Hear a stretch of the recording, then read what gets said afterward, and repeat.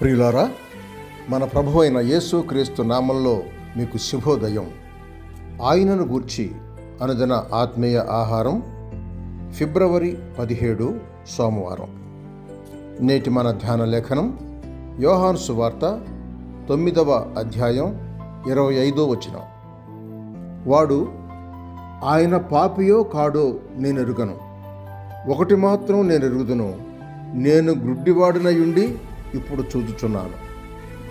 వ్యాఖ్యాన అంశం దేవుని క్రియలు. వ్యాఖ్యాన అంశం దేవుని క్రియలు.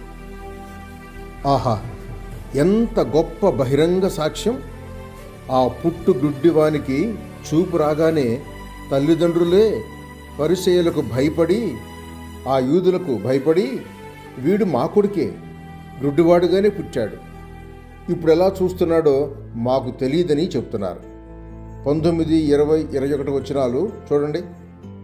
సమాజ మందిరంలో నుండి వెలివేస్తారని ఆ తల్లిదండ్రుల భయం.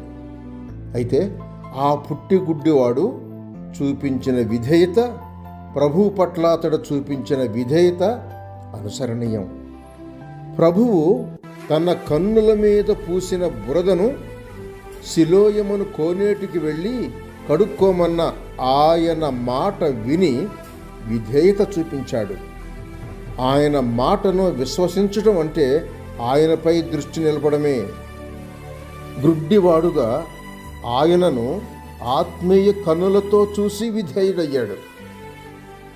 అతడి జీవితం పూర్తిగా మారిపోయింది.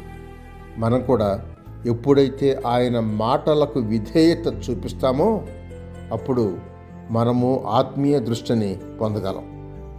నీకు చూపు ఎలా వచ్చింది అని ప్రశ్నిస్తున్న వారిని ఆ మనుషుడు, యేసును గూర్చి మీరు వినకపోవడం ఆశ్చర్యమే అంటున్నాడు.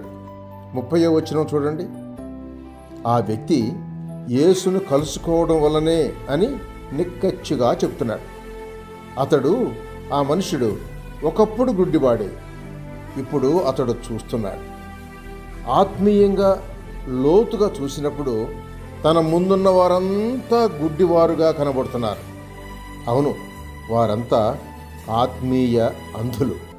ప్రభు అయిన యేసు క్రీస్తును తెలుసుకొని కలుసుకోవడంలో మన ఆత్మీయ నేత్రాలు వెలిగించబడతాయి.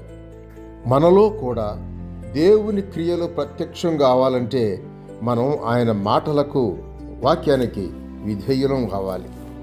38వ వచనంలో ఆ మనుష్యుడు అన్నట్టు, ప్రభువా, నేను విశ్వసించుచున్నాను అని చెప్పి మ్రొక్కినట్టుగా ఆయనకు సాగిలపడతాం.